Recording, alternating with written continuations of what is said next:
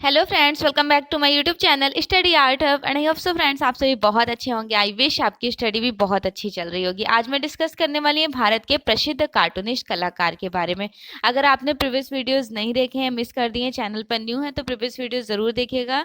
Most important female contemporary artist के बारे में क्लासेस हुई थी, आपको लिंक डिस्क्रिप्शन बॉक्स में मिल जाएगी। मेक श्योर आपने सब्सक्राइब कर लिया होगा, अगर लाइक नहीं किया है तो प्लीज़ लाइक भी कर लीजिए।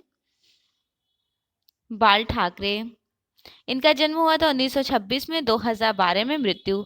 बाल ठाकरे का पूरा नाम क्या था? बाल केशव ठाकरे।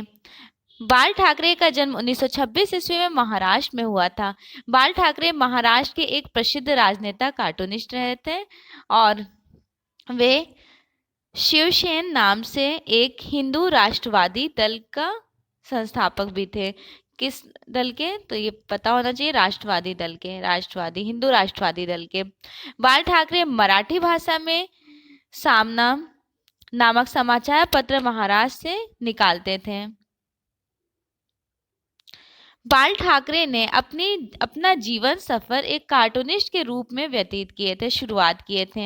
आजीविका हेतु बाल ठाकरे ने अपना जीवन मुंबई के प्रसिद्ध समाचार पत्र फ्री प्रेस जनरल कार्टूनिस्ट के रूप में प्रारंभ किया। बाल ठाकरे ने बाद में प्रेस की नौकरी से त्यागपत्र देकर अपने भाई के साथ एक कार्टूनिस्ट साप्ताहिक मार्मिक की शुरुआत किए।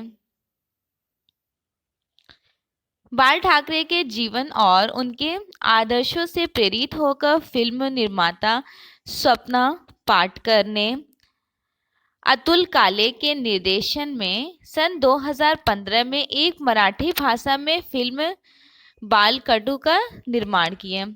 बालकडू फिल्म में बाल ठाकरे का रोल नवाजुद्दीन सिद्दीकी ने किया था और अमृता राव ने अपनी पत्नी मीना ठाकरे का रोल किया।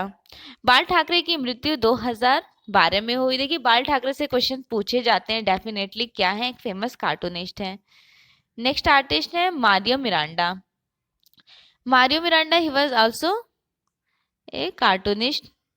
इनका जन्म सेम 1926, 2011 में मृत्यु। मारियो मिरांडा का जन्म 1926 ईस्वी में दमन में हुआ था। मारियो मिरांडा का पूरा नाम मारियो दी मिरांडा पूछा जाता है। इनका फुल नेम मारियो दी मिरांडा। मारियो मिरांडा एक व्यंग्य चित्रकार, दैट मीन्स कार्टूनिस्ट है। कार्टूनिस्ट बेसिकली व्यंग्य चित्रकार किसे कहा जाता है? जिसे देखकर हंसी आ जाए, कोई ऐसे कार्टून को जो कैप्चर किया जाए, उस तरह की पेंटिंग्स मारियो मिरांडा और बाल ठाकरे के लक्ष्मण गौड़ और भी कुछ आर्टिस्ट हैं, ये लोग करते थे। नेक्स्ट लाइन देखिए, मारियो मिरांडा की शुरुआती शिक्षा बेंगलोर में संपन्न हुई थी। मारियो मिरांडा की पत्नी का नाम था हबीबी मिरांडा।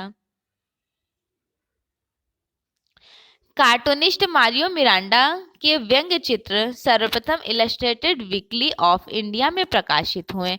मारियो मिरांडा के जीवन पर आधारित आत्मकथा पुस्तक लाइफ ऑफ मारियो है। मारियो मिरांडा के कार्टून कार्य की चित्रशैली सपाट थी। मारियो मिरांडा गोवा से संबंधित कलाकार है। कहाँ से संबंधित कलाकार है? गोवा से।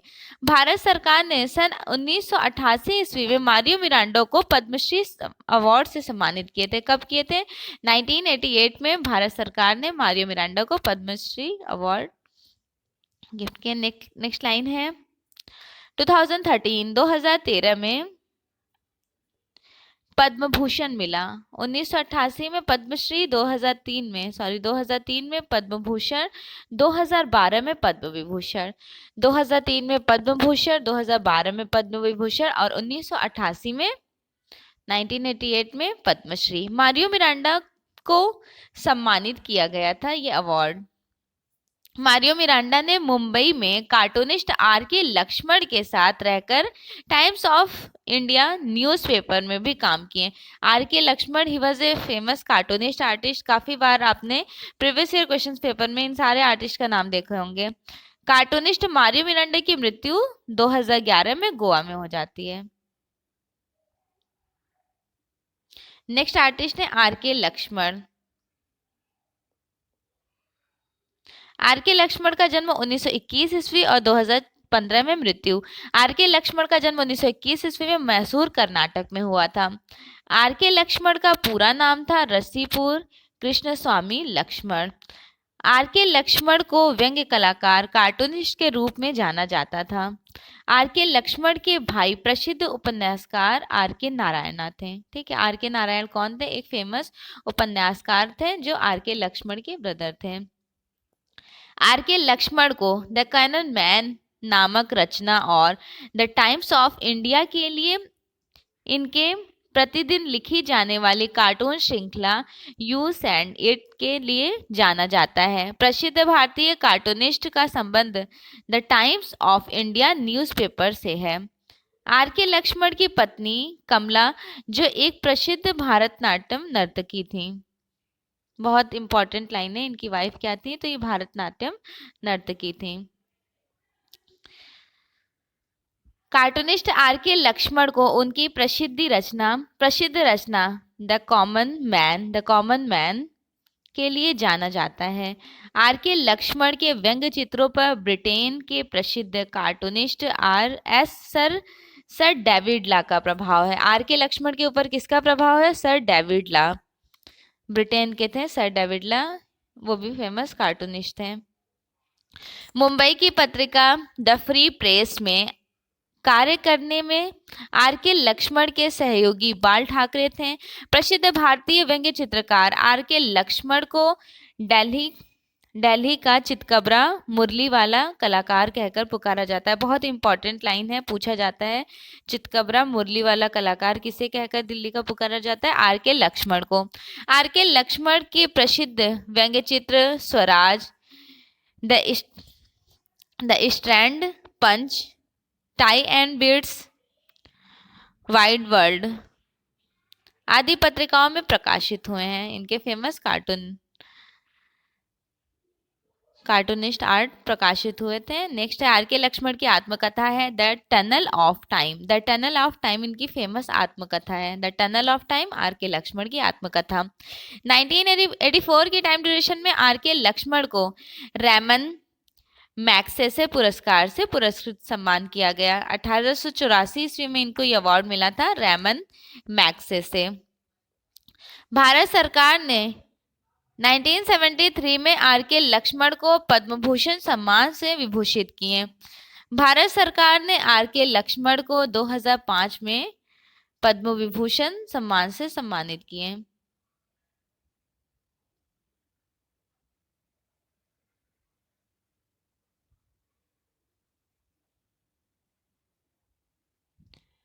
आर के लक्ष्मण की मृत्यु 2015 में पुणे में हो गई थी। आर के लक्ष्मण के प्रसिद्ध व्यंग्य चित्र हैं the best of Laxman series, the messenger, servants of India. Abid Surti artist के बारे में मैंने डिस्कस किया है जब मैं कंटेम्प्रेरी आर्ट की क्लासेस ले रही थी, कंटेम्प्रेरी आर्टिस्ट की भारतीय स्तंभ कला में। अगर आपने नहीं देखा है तो ब्रीफली इनके बारे में है, आबिद सुरती के बारे में, वहाँ से ज़रूर देखिएगा। यहाँ पे थोड़ा शॉर्ट में नोट्स होता है, मेन कंटेंट होता है। एक्चुअली आर्टिस्ट के बारे में, यहाँ पे कार्टूनिस्ट आर्टिस्ट के बारे में देखना है तो इनका जन्म 1935 में हुआ है।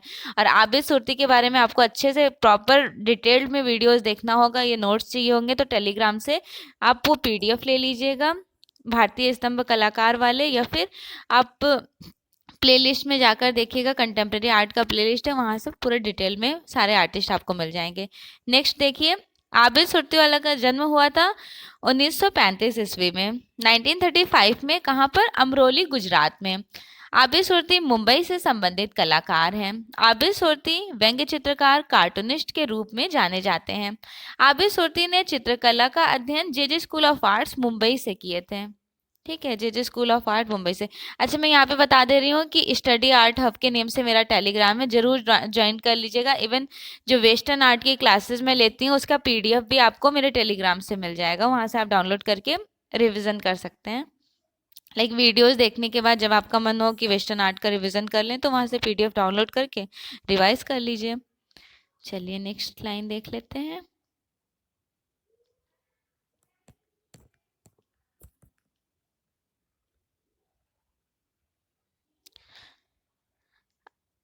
कार्टूनिस्ट आबिद सूरती ने प्रसिद्ध कार्टून पात्र डब्बू जी को चित्रित किए थे। किसे चित्रित किए थे? डब्बू जी को चित्रित किए थे।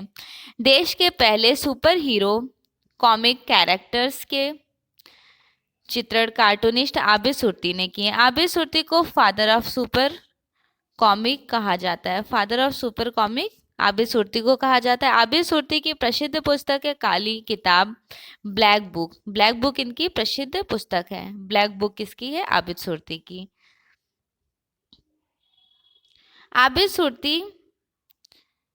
आबिद सूरती की पुस्तक काली किताब कार्टून पात्र डब्बू जी काफी लोकप्रिय हुआ था। आबिद सूरती व्यंग्य चित्रकार के अलावा कहानीकार, उपन्यासकार और चित्रकार के रूप में भी जाने जाते हैं।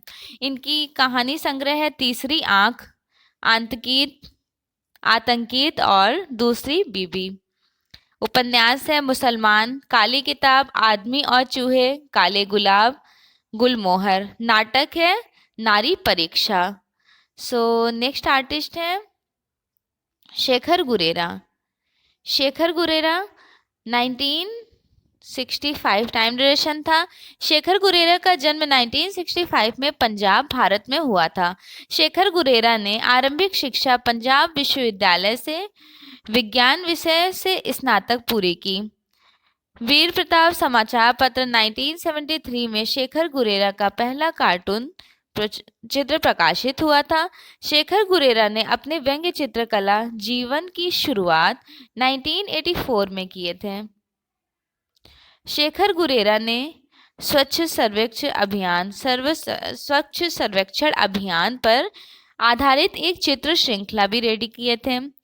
हरियाणा सरकार ने प्रसिद्ध भारतीय कार्टूनिस्ट शेखर गुरेरा को 2018 में स्वच्छ सर्वेक्षण अभियान का राजदूत ब्रांड एम्बेसडर नियुक्त किए। शेखर गुरेरा ने 1999 के टाइम ड्यूरेशन में कारगिल युद्ध पर आधारित चित्र श्रृंखला रेडी किए। शेखर गुरेरा के जितने भी अधिकांश चित्र हैं the Pioneer, Punjabi Kesari, Navodaya times, Hind समाचार आदि समाचार पत्रों में प्रकाशित हुए। 1989 के टाइम ड्यूरेशन में भारत तत्कालीन प्रधानमंत्री द्वारा सम्मानित किया गया। भारत के पूर्वभूत राष्ट्रपति ज्ञानी जैल सिंह द्वारा बेहतरीन कार्टून के लिए सम्मानित किया गया। नेक्स्ट आर्टिस्ट है सुनील दास। सुनील दास ये क्यों फेमस रहे? अभी 2021 एग्जाम में भी इनसे पूछा जाता है। इनकी बुल सीरीज के लिए बहुत फेमस है। बुल सीरीज के लिए, सार श्रृंखला के लिए, बुल सीरीज के लिए बहुत फेमस है सुनील दास। इवन एग्जाम में पूछा गया क्वेश्चन है सुनील दास ही वॉज ऑल्सो कार्टूनिस्ट। ठीक है, याद रखना है जितने कार्टूनिस्ट हैं आप नोट डाउन कर लीजिए शॉर्ट में। बस एक साइड कार्टूनिस्ट हेडिंग डाल करके पूरी हिस्ट्री नहीं नोट डाउन कीजिए, लेकिन एक बार इसलिए वो नोट डाउन कीजिए कि आपको रिवीजन करने में काफी हेल्प हो जाए। चलिए नेक्स्ट लाइन देख लीजिए। सुनील दास का जन्म 1936 में कोलकाता, पश्चिम बंगाल में हुआ था। सुनील दास की कला अभिव्यंजनावाद से प्रभावित थी। दैट मीन्स एक्सप्रेशनिज्म से प्रभावित थी। एक्सप्रेशनिज्म के बारे में पता होना चाहिए कि ये आर्ट मूवमेंट 1904 में शुरू हुआ था। कहाँ पर? तो जर्मन में शुरू हुआ था। किसके थ्रू? एडवर्ड मुंक के थ्रू। और अभिव्यंजनावाद को इंग्लिश में बोलते हैं एक्सप्रेशनिज्म। एक्सप्रेशनिज्म आर्ट मूवमेंट में क्या कैप्चर किया गया है? तो फोकस करना है आपको कि यहाँ पे एक्सप्रेशन को कैप्चर किया गया है। इवन इसके 2 पार्ट्स हैं, इसको 2 भागों में बांटा गया। एक था ड्राई ब्रोकले और दूसरा था ब्लू राइडर ग्रुप। ड्राई ब्रोकले के फाउंडर हैं लुडविग कृष्णर। टाइम ड्यूरेशन है 1905 to 1912। ठीक है, 1912। और स्टार्ट हुआ था ड्रेस्टन में। पूछा जाता है एग्जाम में, ड्रेस्टन में शुरुआत हुआ। लुडविग कृष्णर फाउंडर है। और ये ब्लू राइडर का एक्सप्रेशनिज्म का पार्ट है। नेक्स्ट है ब्लू राइडर, ये भी एक्सप्रेशनिज्म का पार्ट है। 1912 से लेकर 1914 तक चला था। कहाँ चला था? तो इसका पता होना चाहिए कि म्यूनिख में शुरू हुआ था। म्यूनिख जर्मन में शुरू हुआ था। इसके फाउंडर जन्मदाता कहे जाते हैं वेस्ली कंडेंस्की, जिन्हें फादर ऑफ एब्स्ट्रैक्ट आर्टिस्ट कहा जाता है, वेस्ली कंडेंस्की। ये हमने यहाँ इसलिए शॉर्ट बता दिए क्योंकि देखिए इनसे रिलेटेड एग्जाम में आपको expressionism previous year question paper जब आप सॉल्व करेंगे तो एक्सप्रेशनिज्म आर्ट मूवमेंट से रिलेटेड काफी क्वेश्चन देखने को मिलेंगे। इवन ये आर्ट मूवमेंट ऐसा मूवमेंट है, इनसे काफी लोग इन्फ्लुएंस भी रहे हैं, तो पता होना चाहिए कि अभिव्यंजनावाद से इन्फ्लुएंस थे तो वहां कैसा वर्क हुआ है। चलिए नेक्स्ट लाइन देखिए। तो आपको याद रखना है कि सुनील दास अभिव्यंजनावाद से प्रभावित थे।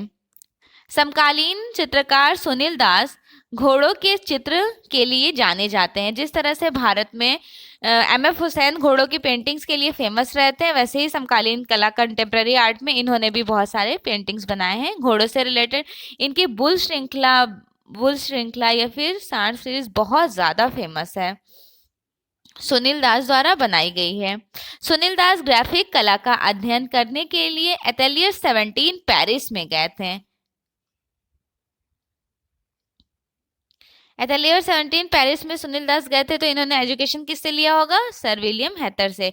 एटेलियर 17 की स्थापना ही विलियम हेथर ने किया है। इवन भारत में पहली बार कृष्णा रेड्डी ने विस्कोसिटी टेक्निक का इन्वेंशन किए थे, और वो भी किससे सीखने के बाद? सर विलियम हेथर से। नेक्स्ट लाइन देखिए। सुनील दास ने ग्राफिक कला का प्रशिक्षण कृष्णा रेड्डी और विलियम हेथर के सानिध्य में रहकर प्राप्त किए। कृष्णा रेड्डी भारत से बिलोंग करते हैं, इन्होंने एजुकेशन लिया था विलियम हेथर से, और विलियम हेथर और कृष्णा रेड्डी से एजुकेशन लिए थे सुनील दास। सुनील दास प्रथम भारतीय कलाकार हैं जिसे कोलकाता सरकार ने शिरोमणि कला राष्ट्रीय पुरस्कार से सम्मानित किए। वैसे ये सुनील दास आर्टिस्ट आपके लिए न्यू नहीं होंगे, अब अगर आप मेरे चैनल पर पहले से ही हैं तो इनके बारे में मैंने प्रॉपर एक्सप्लेन किया हुआ है कंटेम्प्रेरी आर्ट की बुक में। नेक्स्ट लाइन देखिए। प्रसिद्ध कलाकार सुनील दास को बैल और घोड़ों के चित्रण के लिए जाना जाता है। सुनील दास अभिव्यंजनावादी चित्रकार के रूप में जाने जाते हैं। 1959 के टाइम ड्यूरेशन में सुनील दास के चित्रों की पहली एकल प्रदर्शनी, फर्स्ट सोलो एग्जीबिशन रेडी हुआ था। कब? 1959 में। सुनील दास ने ललित कला diploma sir J school of arts Mumbai से पूरा किए थे। इन्होंने अपनी एजुकेशन डिप्लोमा की कहाँ से लिए? तो मुंबई से लिए थे। सुनील दास सोसाइटी ऑफ कंटेम्प्रेरी आर्टिस्ट समूह के संस्थापक सदस्य भी रहे। सुनील दास कोलकाता से संबंधित कलाकार हैं। सुनील दास का देहांत 2015 में कोलकाता में हो गया था। इनकी मोस्ट इंपॉर्टेंट है बुल सीरीज, बहुत ज़्यादा इंपॉर्टेंट है। कागज़ में स्याही 2000 में बनाए थे, 2000 टाइम ड्यूरेशन था। और घोड़ा श्रृंखला जिसे हॉर्स सीरीज कहते हैं, कागज़ पे चारकोल में 2000 टाइम ड्यूरेशन।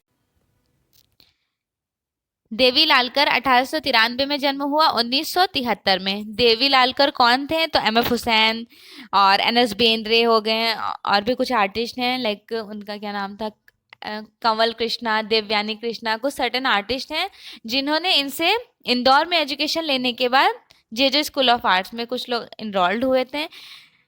चलिए इनका डिस्क्रिप्शन देख लेते हैं। देवी लालकर का जन्म 1893 ईस्वी में एमपी मध्य प्रदेश के धार निकट बीड़वाला गांव में हुआ था।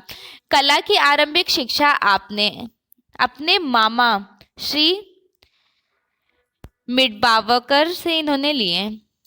देवी लालकर के प्रयास से ग्वालियर में 1954 के टाइम ड्यूरेशन में ललित कला संस्थान की स्थापना हुई। इन्हें संस्थापक प्राचार्य बना दिया गया था इंदौर में ही। देवी लालकर को तैल रंगों में चित्रण करना विशेष प्रिय था। इनको ऑयल कलर बहुत पसंद था। इवन ऑयल कलर का इन्वेंशन पहली बार इंडिया में किए हैं राजा रवि वर्मा, और ऑयल कलर का फर्स्टली वर्ल्ड में इन्वेंशन किए हैं जॉन वैन आइक। ठीक है।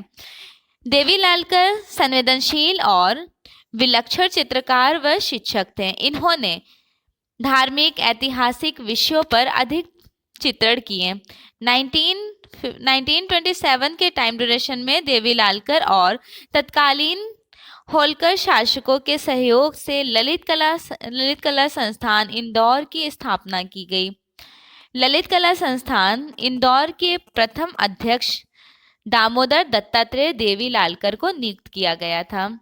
इनका निधन 1978 के टाइम ड्यूरेशन में हुआ था। बस ये वाला याद रखिए कि जो इंदौर में 1927 में कला का संस्थापन हुआ है, कॉलेज स्कूल था 12th क्लास तक, वहाँ पे दत्तात्रेय देवी लालकर एजुकेशन देते थे। शोभा सिंह का जन्म 1901 में और 1986 में मृत्यु। शोभा सिंह का जन्म 1901 ईस्वी में पंजाब में हर गोविंदपुर गुरदासपुर में हुआ था। पंजाब राज्य में आधुनिक कला आंदोलन को प्रारंभ करने का श्रेय भी इन्हें प्राप्त होता है। शोभा सिंह का मुख्य कला केंद्र सिख गुरुओं का जीवन व कार्य था। 1983 के टाइम ड्यूरेशन में शोभा सिंह को भारत सरकार द्वारा पद्मश्री सम्मान से सम्मानित किया गया था। शोभा सिंह भी फेमस कार्टूनिस्ट आर्टिस्ट है। सूचना और प्रसारण मंत्रालय भारत सरकार ने शोभा सिंह के जीवन और कार्यों के आधार पर पेंटर ऑफ द पीपल नामक फिल्म बनाई। 2001 के टाइम ड्यूरेशन में भारत सरकार द्वारा शोभा सिंह के सम्मान में डॉक टिकट जारी किया गया। शोभा सिंह की मृत्यु 1986 में चंडीगढ़ पंजाब में हुई। इनका मृत्यु कहाँ पर हुआ? 1986 चंडीगढ़ में। शोभा सिंह ने ड्राफ्ट्समैन के रूप में ब्रिटिश इंडियन आर्मी में भी अपनी सेवाएं दिए थे। इनके प्रमुख चित्र हैं सिख गुरुओं पर आधारित श्रृंखला, 10 सिख गुरुओं पर आधारित श्रृंखला, सोनी महिवाल, हीर रांझा, शहीद भगत सिंह, अवक्ष मूर्ति, MS रंधावा, पृथ्वी राज कपूर, अमृत प्रीतम।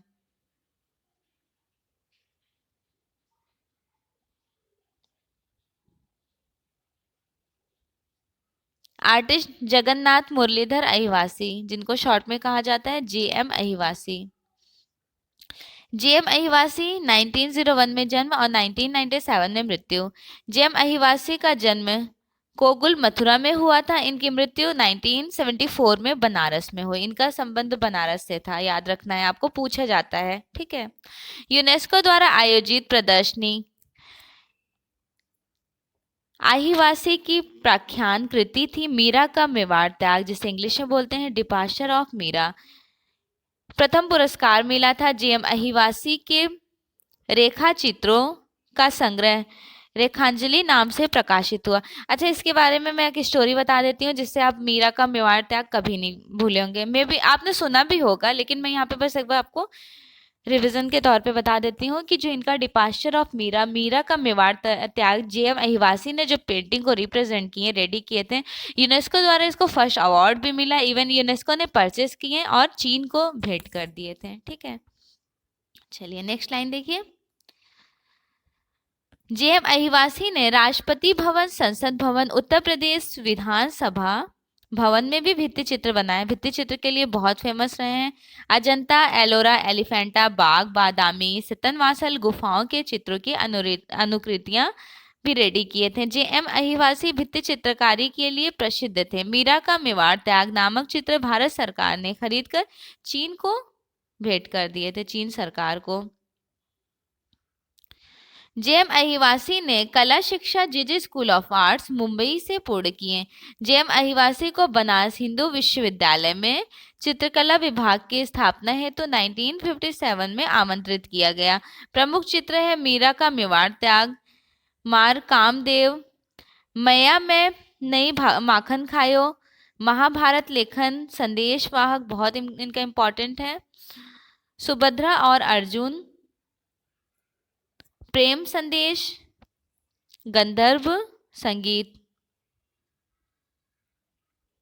चावधारणी, मौर्य डायनेस्टी का बहुत फेमस है चावधाड़ी, इन्होंने पेंटिंग भी बनाए हैं। मौर्य डायनेस्टी में क्या है, वो मूर्ति बनाई गई है चावधाड़ी, जो राष्ट्र वहां पर है पटना संग्रहालय में, जिसके हाथ में एक चावधाड़ी है।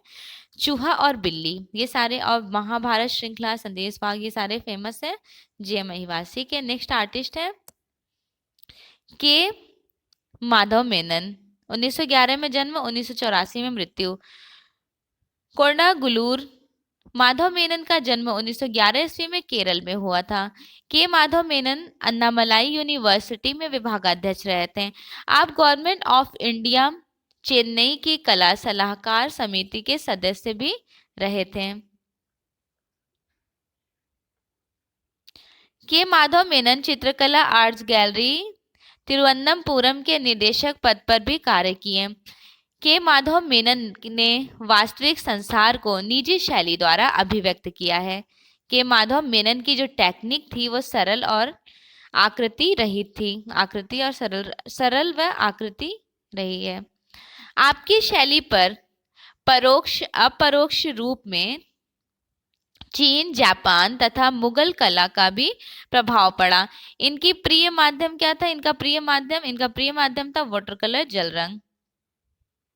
इन्होंने कला की शिक्षा अवनी बाबू नंदलाल बोस के निर्देशक से प्राप्त किए थे।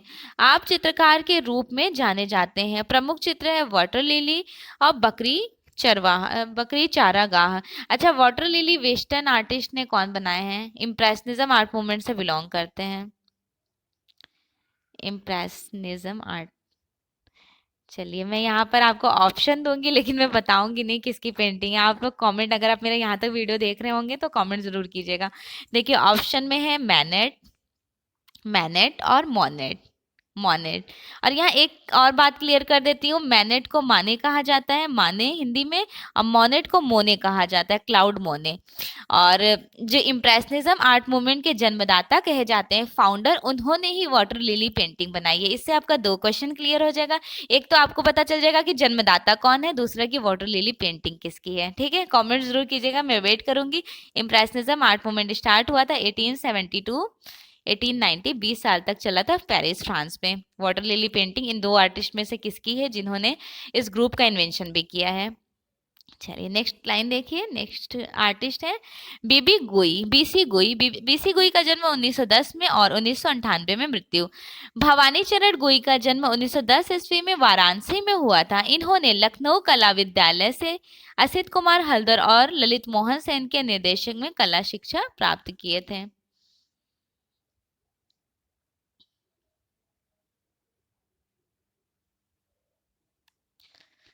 बीसी गुई पोर्ट्रेट लैंडस्केप ग्राफिक आर्ट के लिए भी जाने जाते हैं।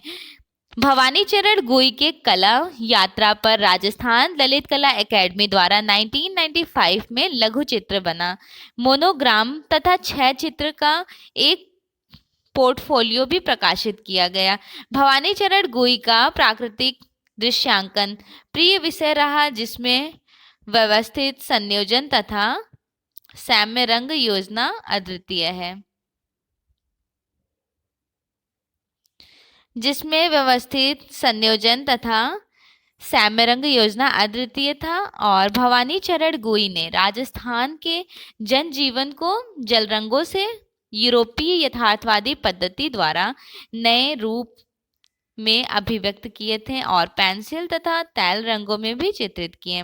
पेंटिंग नाइफ से पैच पद्धति का भी बखूबी प्रयोग किया गया। प्रमुख चित्र है शिव तांडव, राधा कृष्ण, रासलीला, बहुत इंपॉर्टेंट पेंटिंग है ये सारी। मीरा का विषपान, बुद्ध निर्माण, शाकुंतला और किसकी बहुत फेमस पेंटिंग है? बताइए जल्दी, कमेंट कीजिए। आर्टिस्ट राजा रवि वर्मा की। शाकुंतला बहुत फेमस है। माउंटेन स्केप, लक्ष्मी का जन्म, काली, बसंत भित्ति चित्र। काली किसकी बहुत फेमस आर्टिस्ट की पेंटिंग है? Contemporary artist Tyeb Mehta. ठीक है, तैयब मेहता की काली बहुत फेमस है। नेक्स्ट आर्टिस्ट है राम गोपाल विजयवर्गीय। राम गोपाल विजयवर्गीय का जन्म हुआ था 1905 में और 2003 में मृत्यु। राम गोपाल विजयवर्गीय का जन्म 1905 ईस्वी में राजस्थान के बालेर ग्राम में हुआ था। इन्होंने कला की शिक्षा जयपुर कला विद्यालय से प्राप्त की थी और ये विद्यालय के प्रथम छात्र भी रहे थे। जयपुर विद्यालय के प्रथम स्टूडेंट थे। रामगोपाल विजयवर्गीय के कला गुरु थे शैलेन नाडे। अब पूछा जाता है कि शैलेन नाडे के कला गुरु कौन थे? वो भी पता होना चाहिए कि अवनींद्रनाथ टैगोर। अवनींद्रनाथ टैगोर थे शैलेन नाडे के टीचर। शैलेन नाडे के टीचर अवनींद्रनाथ टैगोर के जो स्टूडेंट थे शैलेन नाडे, वो प्रचार प्रसार कहाँ किए थे कला का? राजस्थान में। और उनके स्टूडेंट है प्रथम इस कॉलेज के स्टूडेंट थे रामगोपाल विजयवर्गीय और उनके टीचर थे शैलेन नाडे। आपकी कला में 3 शैलियां राजस्थानी, बंगाल, अजंता का प्रभाव था। किसकी पेंटिंग में अजंता का प्रभाव था? रामगोपाल विजयवर्गीय के। इन्होंने सार्वजनिक वॉश पेंटिंग में काम किए क्योंकि शैलेन नाडे वो तो ऑब्वियसली सी बात है कि वाटर कलर वॉश टेक्निक में काम करते थे क्योंकि उनके टीचर ने उनको वो टेक्निक सिखाई थी। फिर इन्होंने अपने स्टूडेंट को सिखाई। इन्होंने भी वॉश टेक्निक में काफ़ी काम किया। इनका लोकप्रिय भी कलर वॉश टेक्निक ही था। राजस्थान में वॉश शैली का प्रथम चित्रकार रामगोपाल विजयवर्गीय को कहा जाता है। और भारत में वॉश पेंटिंग के प्रथम चित्रकार कौन थे? देखिए यहाँ पे क्लियर कर देते हैं। भारत में थे अवनींद्रनाथ टैगोर, बंगाल स्कूल में शुरू हुआ था अवनींद्रनाथ टैगोर। यूपी में पूछा जाए तो यूपी में थे असित कुमार हल्दर। असित कुमार हल्दर अवनींद्रनाथ टैगोर के ही स्टूडेंट हैं। लखनऊ कला विद्यालय के प्रथम भारतीय टीचर कहे जाते हैं। ठीक है, इन्हें यूपी में कहा जाता है यूपी के प्रथम वॉश टेक्निक आर्टिस्ट हैं। और राजस्थान के प्रथम वॉश टेक्निक में काम करने वाले हैं रामगोपाल विजयवर्गीय। विजयवर्गीय के जीवनी रूपांकन नाम से जानी जाती है। राजस्थानी चित्रकला तथा अभिसार निशा इनकी प्रसिद्ध पुस्तक है। रामगोपाल विजयवर्गीय को राजस्थान का प्रथम चित्रकार माना जाता है। रामगोपाल विजयवर्गीय को रंग और रेखाओं का जादूगर भी कहा जाता है। रंग और रेखाओं का जादूगर। इनको बंगाल शैली का कलाकार कहा जाता है और इन्होंने कलाविद की उपाधि भी प्राप्त की। ये छायावादी कवि और लेखक के रूप में भी जाने जाते हैं। इनकी फेमस पेंटिंग है अभिज्ञान शाकुंतलम, कुमार संभव श्रृंखला, मेघदूत श्रृंखला, गीत गोविंद, उमर खयाम चित्र श्रृंखला। कुछ और भी पेंटिंग है। राधा का श्रृंगार सिल्क में बनाया गया है। सत्य अहिंसा और गांधी, तीन पनिहारिन, तीन महिलाएं, रागिनी तोड़ी, चावड़ धारिणी, तोता का मंत्रालय, नाग पूजा आदि। देखिए इनकी जो मेघदूत श्रृंखला है, मेघदूत श्रृंखला से बहुत लोगों ने बनाई है, सबकी फेमस है। लाइक इनकी पूछा जाता है एग्जाम में। यूपी के आर्टिस्ट हैं हरिहर लाल मेड, उनकी अभी लास्ट ईयर एग्जाम में आई थी कि मेघदूत श्रृंखला। इवन मेघदूत श्रृंखला शैलेंद्रनाथ डे इनके कहने पे बनाए थे। राय कृष्णदास के कहने पे शैलेंद्रनाथ डे ने मेघदूत श्रृंखला रेडी की है। फिर मेघदूत श्रृंखला उनके स्टूडेंट शैलेंद्रनाथ डे के स्टूडेंट रामगोपाल विजयवर्गीय ने भी बनाए। ठीक है, असित कुमार हल्दर ने भी, बहुत लोगों की फेमस रही है। तो एग्जाम में ऑप्शन के अकॉर्डिंग आपको इस क्वेश्चन को करेक्ट करना होगा।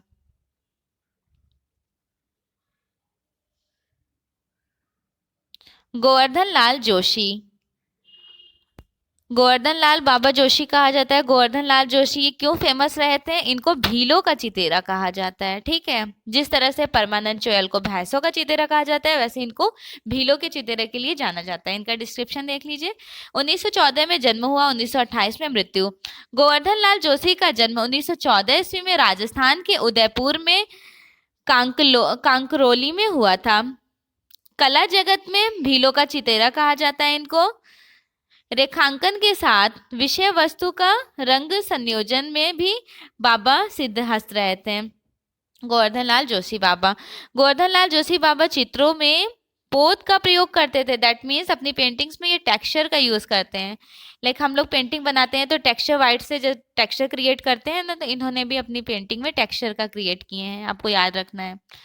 और टेक्सचर कितने टाइप्स के होते हैं ये भी यहाँ मैं क्लियर करा देती हूँ। देखिए टेक्सचर बेसिकली 2 टाइप्स के होते हैं, लेकिन कुछ विद्वानों ने, कुछ फिलोसफर ने 3 टाइप्स के भी टेक्सचर को कहा है, पोत को। पहला होता है अनुकृत, अनुकृत जिसे बोलते हैं इमिटेशन। ठीक, दूसरा होता है नेचुरल, नेचुरल जो होता है प्राकृतिक। प्राकृतिक और अनुकृत 2 टाइप के टेक्सचर होते हैं। जो प्राकृतिक होते हैं, प्राकृतिक में नेचर से इंक्लूडेड कर लीजिए, जैसे स्टोन हो गया, पेबल्स हो गए, उसका टेक्सचर जो होता है वो प्राकृतिक, जैसे वुड का टेक्सचर हो गया वो प्राकृतिक है। अनुकृति जो आर्टिस्ट क्रिएट करते हैं। ठीक है, और इसके साथ एक इमिटेशन हो गया, नेचुरल हो गया, और एक और टेक्सचर है कॉपी टेक्सचर। बाबा अपने चित्र को पूर्ण करने पर अपना नाम प्रतीक रूप में गो लिखते थे। आपके भित्ति चित्रों में नौका विहार प्रसिद्ध है, जो विद्या भवन उदयपुर में सुरक्षित है। इनका जन्म श्रावणी तीज को हुआ। इनके कला के प्रारंभिक गुरु घासीराम थे। ठीक है, गुरु को याद रखना है, घासीराम इनके टीचर रहे थे। 1942 के टाइम ड्यूरेशन में सुधीर रंजन खास्तगीर ने दून स्कूल देहरादून में क्ले मॉडलिंग सीखे थे। आपने शांति निकेतन में अवनींद्रनाथ टैगोर के संरक्षण में शिक्षा प्राप्त की है। 1947 के टाइम ड्यूरेशन में राजा ललित कला एकेडमी का कलाविद सम्मान से पुरस्कृत किया गया। उदयपुर के गणगौर सवारी बहुत फेमस है, इनकी भित्ति चित्र जयपुर स्टेशन में रिप्रेजेंट किए थे। गणगौर की सवारी, जौहर ज्वाला, राजा प्रताप, पन्नादाई आदि कतिपय पुरस्कृत चित्रों की शीर्षक है। इनका ये नहीं भूलिएगा, उदयपुर का गणगौर सवारी बहुत फेमस है। भील युवती, सफल काटते हुए, धान रोपते हुए, मृदंग बजाते हुए, घूंघट की ओट, आमोदरत, लज्जा, भील आदि। इनके अतिरिक्त इन्होंने बंजारों, किसानों, डांगियों और लुहारों, गरियों के भी रेखांचित्र रिप्रेजेंट किए थे। नेक्स्ट आर्टिस्ट है पीटी रेड्डी। पीटी रेड्डी के नाम से आपको याद हो गया होगा यंग तरकश ग्रुप। जी हाँ, ये यंग तरकश ग्रुप के फर्स्ट आर्टिस्ट रहे हैं, फाउंडर कहे जाते हैं। इनके बारे में नेक्स्ट क्लास में डिस्कस करूंगी। इवन इतने जितने भी आज हमने आर्टिस्ट के बारे में एक्सप्लेन किए हैं, पॉसिबिलिटीज हो तो उनके कुछ सर्टेन जो नोट्स मैंने इंपॉर्टेंट बताए हैं वो नोट डाउन भी कर लिया करें, काफ़ी हेल्प होगा आपको रिविजन करने के लिए। सो मिलते हैं नेक्स्ट क्लास में इसी तरह के इन्फॉर्मेटिव वीडियोज़ के साथ। फीडबैक ज़रूर दीजिएगा क्लासेस कैसी लगी। Thanks for watching, best wishes for your exam.